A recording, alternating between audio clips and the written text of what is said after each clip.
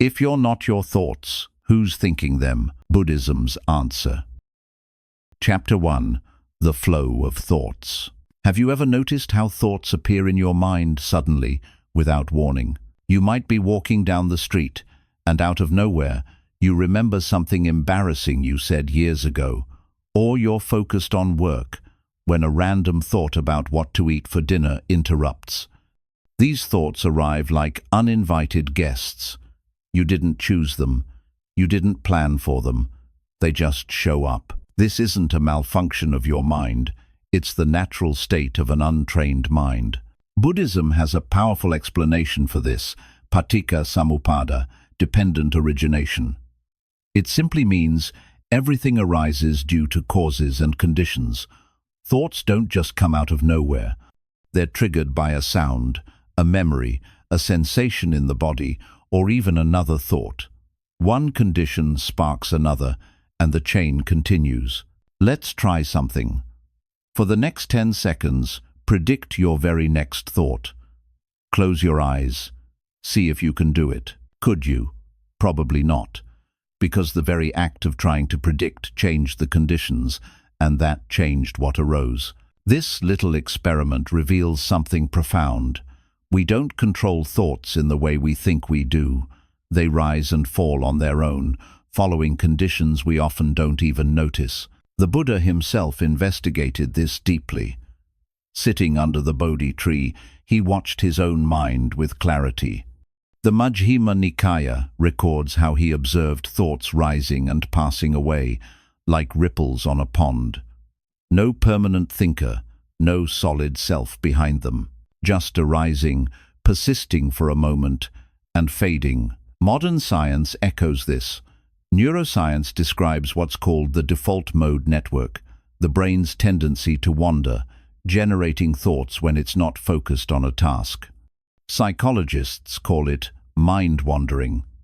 But Buddhism recognized it thousands of years ago, the restless, uncontrolled stream of thought. Think about the kinds of thoughts that fill your day. Planning. What's next on my schedule? Remembering. Did I lock the door? Judging. They shouldn't have said that. Worrying. What if things go wrong?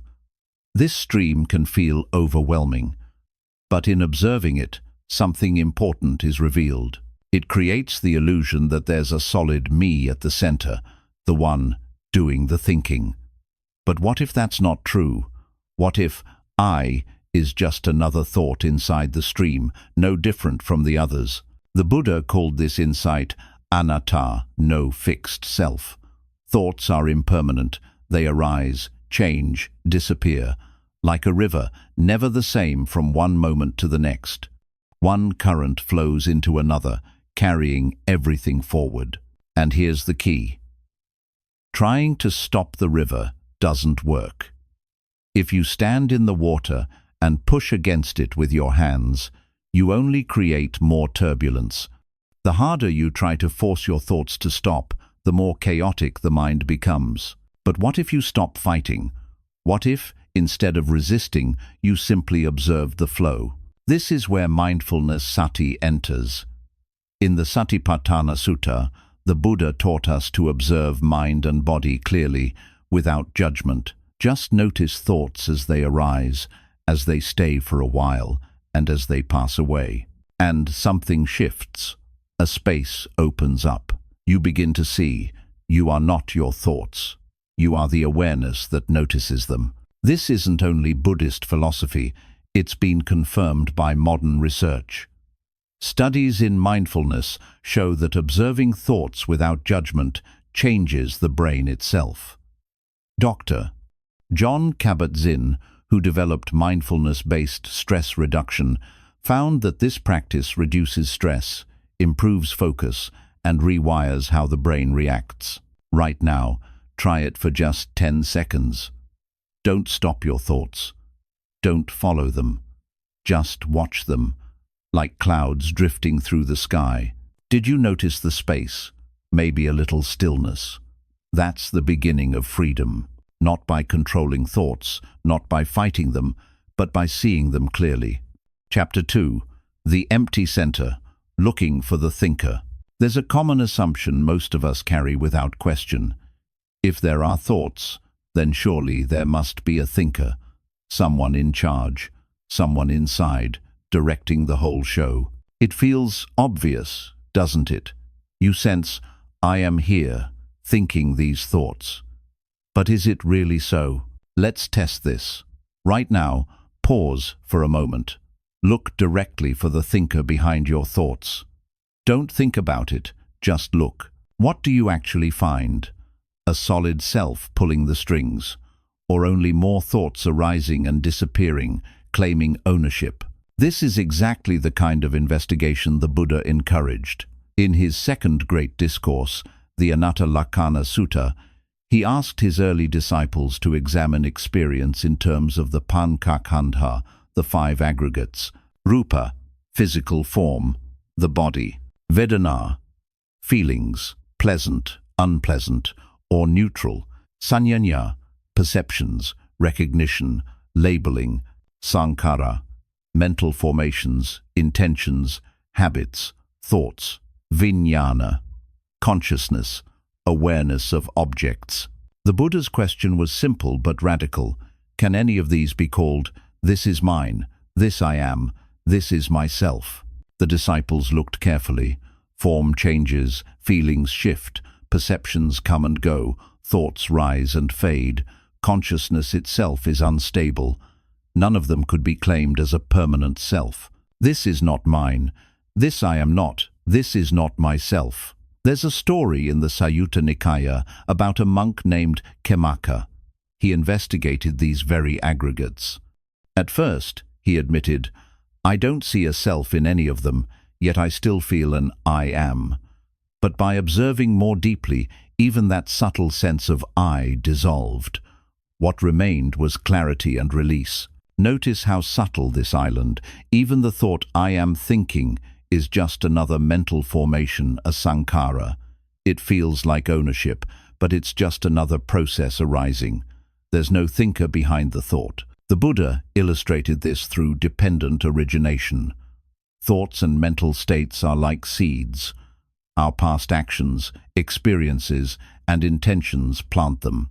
When present conditions like sense contact or memory water them, they sprout.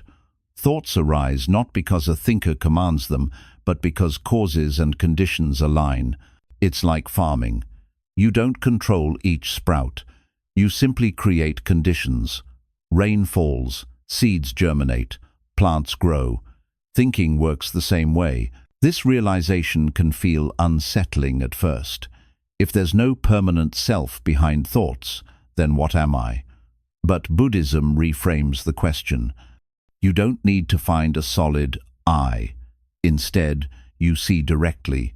The self you assumed was real is just another construction. There's freedom in this. The burden of constantly defending and protecting a fixed identity begins to dissolve, and with it, the endless clinging softens. Chapter 3. The clear awareness behind thinking.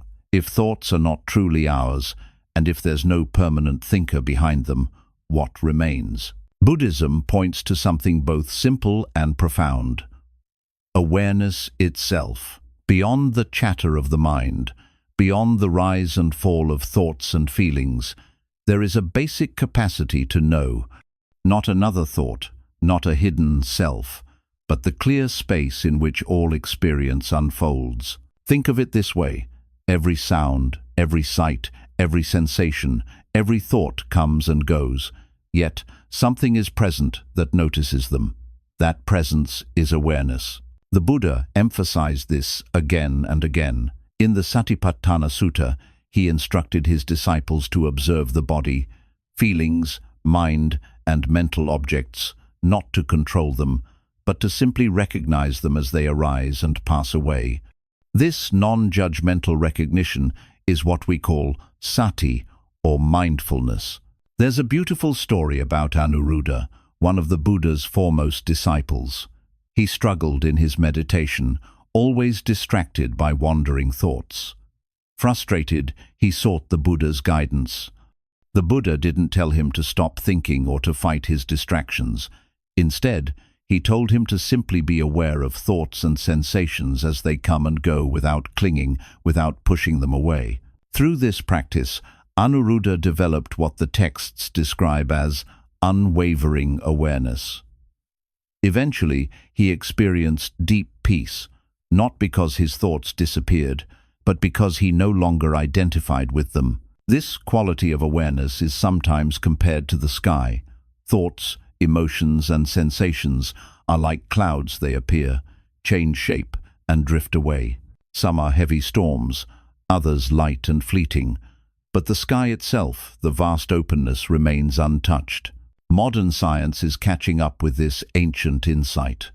Neuroscientists have found that mindfulness practices can change the brain, strengthening the networks that regulate attention and emotion. In other words, awareness itself can be trained. By simply observing thoughts without judgment, we create distance from reactivity. Stress lessens, clarity increases, and something remarkable happens. The more we rest in this clear awareness, the more we realize we are not trapped by thoughts at all. Equanimity, what Buddhism calls upekkha, naturally arises. It is a calm, balanced state of mind that neither clings to pleasant experiences nor resists unpleasant ones. This doesn't mean indifference. It means stability, the ability to stay present no matter what arises. Imagine sitting by a river. If you reach in, trying to grasp or stop the current, you stir up turbulence. But if you sit quietly, you see the water flow by. In the same way, awareness doesn't need to interfere with thoughts. It simply notices them, allowing them to pass. This simple shift, seeing ourselves as the space of awareness rather than the owner of thoughts, is transformative. It opens the door to a peace that doesn't depend on controlling the mind, but on understanding it. Chapter 4. Living with this understanding. So what does all this mean for daily life? If thoughts are not who we are, if they arise and pass like weather, then the key is not to eliminate them, but to relate to them differently. The Buddha never told his disciples to stop thinking. He knew thoughts are essential. We need them to learn, to create, to plan, to care for others. But he also saw that when we cling to thoughts believing every story the mind tells, we suffer. That's why he taught yoniso manasikara, often translated as wise attention. This means noticing not just what we're thinking, but how we're relating to those thoughts. Are we blindly believing them? Are we feeding them with craving or aversion? Or are we meeting them with clarity and balance? The story of Angulimala, the feared bandit, illustrates this beautifully. He was trapped by destructive thoughts, enslaved by anger and delusion. But when he encountered the Buddha, his relationship to his own mind shifted.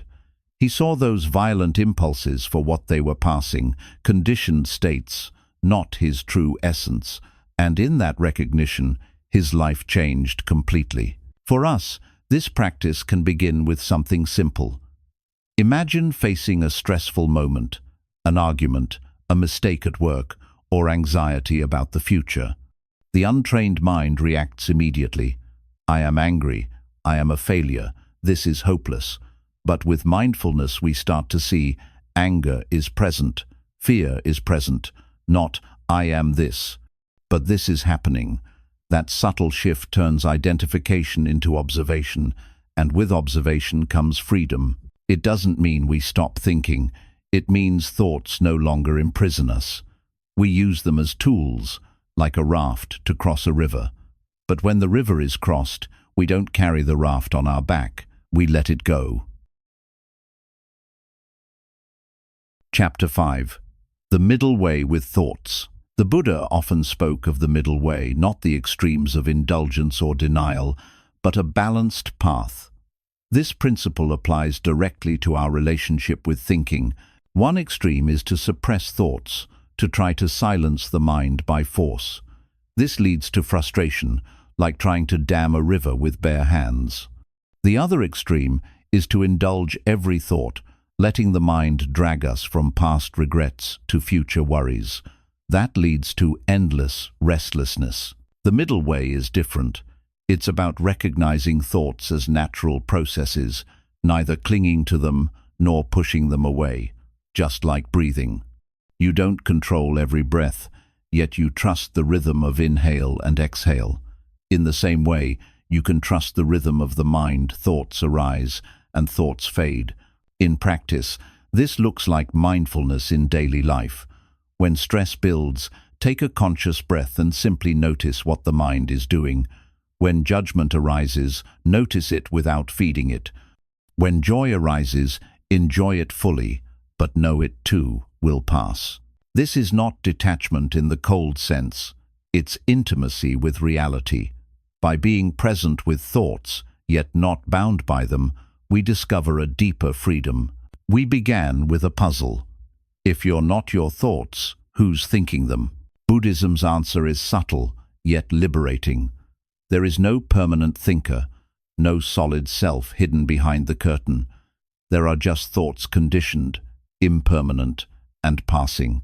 And there is awareness, the silent witness, always here, spacious and clear. When we stop clinging to thoughts as mine, we open to something larger.